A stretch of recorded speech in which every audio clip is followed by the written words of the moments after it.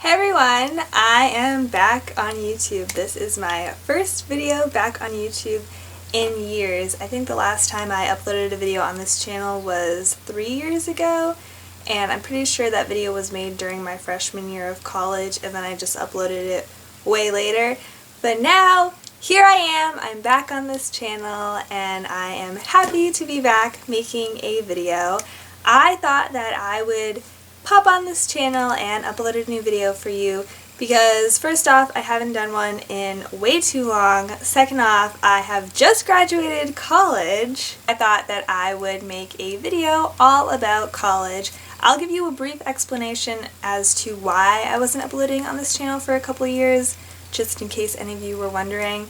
Basically, I went off to college. I tried to continue making YouTube videos my freshman year, however that didn't really work out. All throughout college I lived with roommates. I never had my own space to film. Now that I am done with school, I have my own space again, which is nice, and now I can continue to make videos. If you're wondering why I wasn't making videos during school, I actually was. I just wasn't uploading them onto this channel. I was focused on making videos for school projects, so I was still making videos, but I wasn't necessarily making them beauty and lifestyle related. With that explanation out of the way, on to the main topic of the video, which is how to survive college.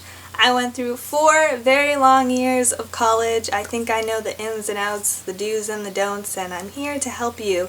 This is targeted to incoming freshmen, I would say, people who are entering college in the fall. These are tips for you. Also, I thought I'd make this video because my senior year of high school, I made an advice video for high school freshmen. So as a recent college graduate, it would just be nice to make a video for the incoming college students. Also, I hope you guys appreciate that I'm back in my normal filming setting. I used to film here all the time in high school, so it brings back some memories. I also have a new edition of beach painting, which I hope that you enjoy. It's there for your viewing pleasure. Alright, let's start the video. My first tip is decide on your major. Pick something that you will be interested in. Also, if I'm looking down, I have some notes here, so that's what I'm looking at. For me, my major was communication with a focus in video and radio production. Shocker, because I love making videos, so I made that my major. I would just advise you to pick something that you're passionate about.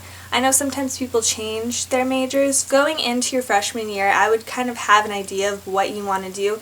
Not necessarily what you want to do for the rest of your life, but what kind of major you want to go in. And there's so many different majors. I mean, there's education, there's business majors, there's art majors, there's a ton to choose from. So pick something that you think that you'll excel in and that you will just love. For me, because I was a communication major, a lot of my classes were comm classes, which is short for communication. I think you've gathered that. But I really enjoyed most of my classes. A lot of them overlapped information, so I could use what I learned from one class in a different class. Also, I got to make a lot of videos for grades, so that was pretty cool because I got to do what I love to do and get graded for it. I have to warn you that in college, yes, you get to do classes that you really want to do, but also you have to do classes that you might not want to do. There are certain requirements for each school. Most schools have general classes that you need to take in order to graduate. For my school, I had to take a couple years of English classes. I had to do a math class. I had to do a sociology class, a psychology class, a history class, and a bunch of other just general classes that didn't have anything to do with my major, but they were required for me to graduate. So you just gotta do them. Most schools have a variety of classes that you can choose from. So, for instance, a history class. I'm not a huge fan of history classes. I picked a history class that I think was more tailored to me. It was about women's history, and it was actually very interesting. I didn't take any other history class because I didn't really like any of the other choices. So basically what I'm saying is choose something that you'll slightly be interested in, even if the topic isn't that fascinating to you. My next tip would be don't overload on classes. Stick with the average amount. For my school, you could take a minimum amount of 4 classes per semester. The average amount was 5, and then a lot of people took 6 classes per semester. Some years I did take 6 classes because I just jam-packed my schedule and it was a lot of classes. In my senior year, both semesters I did 4 regular classes each and then a directed study. So look into that, because I had no idea that directed studies even existed until my junior year, the end of it. So going into my senior year, I was dead set on those directed studies. If you don't know what a directed study is, it's basically you team up with a professor that you've worked with before, and you essentially make your own syllabus, which is awesome, and you collaborate with this professor. You decide on a topic, and for me I took a photography directed study, which was awesome, and an advanced video production directed study. So look into that, because those you don't actually have to sit in a classroom for. You can actually just meet with a professor once every couple weeks and go over your work together, and it's great. But you have to take regular classes with that as well. Don't overload yourself. If the maximum is 6 and you're taking 6 classes every semester, maybe don't do that. Have one semester do 5 classes, and then another do 6, and another do 5, and throw in some directed studies there because they really help you out. For my school, you could really tailor the schedule how you want it to be. So you could pick all your classes to be on Monday, Tuesday, Wednesday, Thursday, and then have Fridays off. I tried to do that as many semesters as I could. For my school, I'm just using my school as an example because that's the experience that I have. There were a ton of classes that you could register for, and they would either be Monday, Wednesday, Friday, they would be 50 minutes long, or they would be Tuesday, Thursday, and they would be an hour and 15 minutes long. Or I liked these classes personally, the once-a-week classes. They were 2.5 hours. That sounds awful. I remember when I was a freshman, I was like, there's no way I'm taking a 2.5-hour class. Honestly, it's such a good deal because I had a lot of once-a-week classes. You get them done. They're usually either Monday or Wednesday. You just sit there 2.5 hours, and then you don't have to go to that class for another week. It's awesome, and it frees up so much time in your schedule. So I would really recommend that, but just adjust your schedule to how you want it to be. I think I have a tip on here, don't take 8 a.m. classes. Yeah, that's way down my list, but I'll just hit that right now. I had a lot of semesters where I took 8 a.m. classes. Don't do it. If you can take another class at another time, I would highly suggest taking classes later in the day. If you're an early bird and you really truly think that you can get up at 7:30 to make it on time to your 8 a.m., go for it. Realistically though, 8 a.m.s are not fun. They're not. I took an elective at 8 a.m. one semester. It was graphic design. It was a really fun class, granted, but I had to get up so early and I was always so tired on the days that I had that class. So I would recommend 10 a.m.s, 11 a.m.s are really nice. I think 11 a.m.s are the best way to go because then you can get up and relax and have breakfast and you don't have to rush to class. My next tip would be to buy or rent textbooks on Amazon and not purchase them from your college bookstore. Oh, do I wish someone told me this my freshman year, because nobody told me this.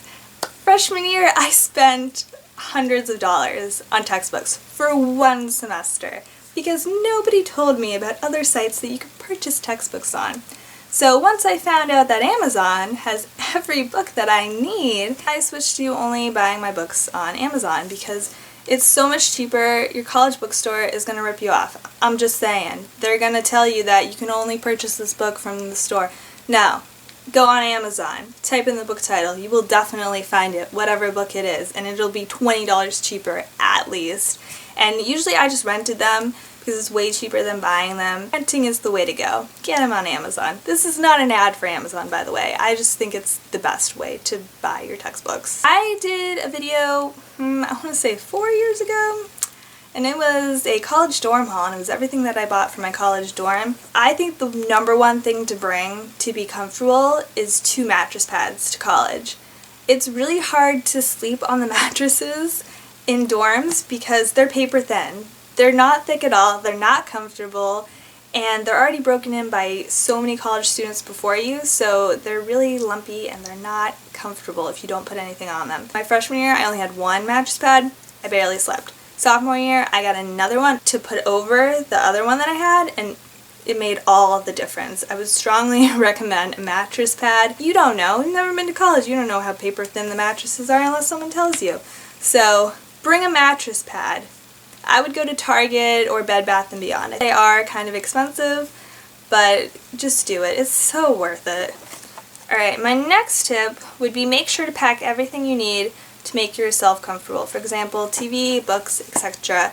just bring everything that you think you could possibly need. Freshman year, I think I went a couple months without my TV, and it was pretty brutal because I do homework while watching TV because it's more relaxing that way. So anything that would make you feel at ease in a new place, bring with you, whatever that may be. The key thing that you need to bring is a power strip, and it has a bunch of outlets. This is a strip, and you plug it into the wall, and it's great.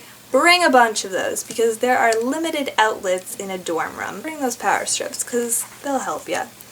Another thing is join clubs. For me, I joined a few clubs. It's a good way to meet people who have similar interests to you. A lot of people are really friendly in clubs. People don't join clubs to not make friends, so if you're stuck, you're thinking, how the heck am I going to make friends?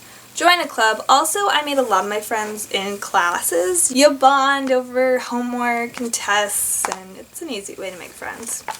The next tip would be, here we go, this is a good segue. Make friends right away. It's so important to make friends right off the bat with the people in your house or your dorm building or the people in your classes. Be friendly and ask people, oh, hey, did you get the homework last night? Because blah, blah, blah. Just start talking to people and make conversation, and that's basically how you'll make friends. And it's so important to make friends because you're off in a new place, you don't know anybody as a freshman, and it can be scary. If you form a solid group of people right away, you'll feel much better. And you can do homework together and you can go to lunch together, and it's just a nice way to adjust to the college lifestyle. My next tip is a big one. It says you don't have to party and drink. I know college is known for the partying and the drinking, but honestly, you don't have to be a part of that scene. If you're under 21, I know that there can be pressure, and if you go out in a group setting and you go to a party, then maybe someone's going to offer you something, but honestly, if you just keep saying, no thanks, I don't really want that, then they won't care and they'll walk away, and that's basically how you avoid doing that. You just gotta say no if you don't want to do it. If you want to indulge in all that stuff when you're over 21, then you can make those decisions, but it's easy to avoid the partying. For me, I had a lot of movie nights in college where I just stayed in with my friends and we ordered food and watched movies on Netflix, and some of my most fun memories are movie nights. So you don't have to do the party scene if you don't want to. There's no pressure. Next one is not a social one, but it is do your homework, make time for studying. You're in college to do your homework. You're in college to go to your classes and participate in them, and then do the assignments and turn them in on time. I did homework almost every single night that I was at school. There were a few days where I gave myself a break from doing homework, but most days you will be doing homework, and I think it's important to break up your assignments. You get a bunch of assignments at once. Do them throughout the week. Don't wait till Friday, try to cram them all in, and then be overwhelmed. I think do a few assignments a day, small assignments, just to get them out of the way. Also for papers, there's a lot of papers in college. I like writing papers. I mean, it's hard because you gotta hype yourself up before you write a paper. You gotta sit down, you gotta think of a topic, you gotta actually write that first paragraph, and then once you get past the first paragraph, I think you're good to go. But I would suggest writing chunks of essays every day. Don't sit down and write a 5-page paper in a day because it's exhausting. One of my last Fridays at college, I had to write a 5-page paper, and I spent an entire Friday writing that because I didn't have class. So I would suggest maybe writing like 1 or 2 pages every day, and then by the end of the week, you'll get your paper done. The next one is pick your roommate wisely. This is something that you should choose wisely. Whoever you pick as your roommate, you have to live with for 9 months. The most crucial thing is before you solidify, I guess, moving in together, hang out with them first a couple times. Just get a sense of the person that you're about to live with. See if you click. I think that's the biggest thing. I mean, you can have a lot of common interests, you could have the same major, but I think it's so important to connect with that other person and mesh well with them, because if you don't, then there's sort of that disconnect there when you're living together. Also, I think it's important to establish a friendship the first weekend. Move-in weekend, hang out together all weekend. If you move all your stuff into the room and then bolt you can't bond with your roommate in the time that you should. There were a lot of move-in weekends where I just hung out with whoever I was living with that entire weekend. And I think that's just such a crucial point because that kind of sets the tone for the rest of the year. Bond with your roommate if you can. It just makes life so much easier. My next tip is don't live in residential halls if you don't have to. For my school, they offered alternative housing, I guess you could call it, where I actually got to live in houses instead of dorm buildings. It was awesome. I lived in a house for 3 years of my college career. I lived in a dorm building my freshman year. The houses were far superior. If you have another option other than living in a dorm, I would suggest do it. Also, on the living situation note, I would make friends with people who you're living with, not just who you're rooming with, but other people in the house or in the dorm building, because you don't want to be hanging out in just your room all the time. It can get boring. Trust me. You want to be able to go some other place in your house or in your dorm building. So making friends with someone who lives with you is key, because if you're bored in your room, then you can just go upstairs or down the hall and hang out with your friend in their room. The next tip would be to take advantage of on-campus activities or student discounts.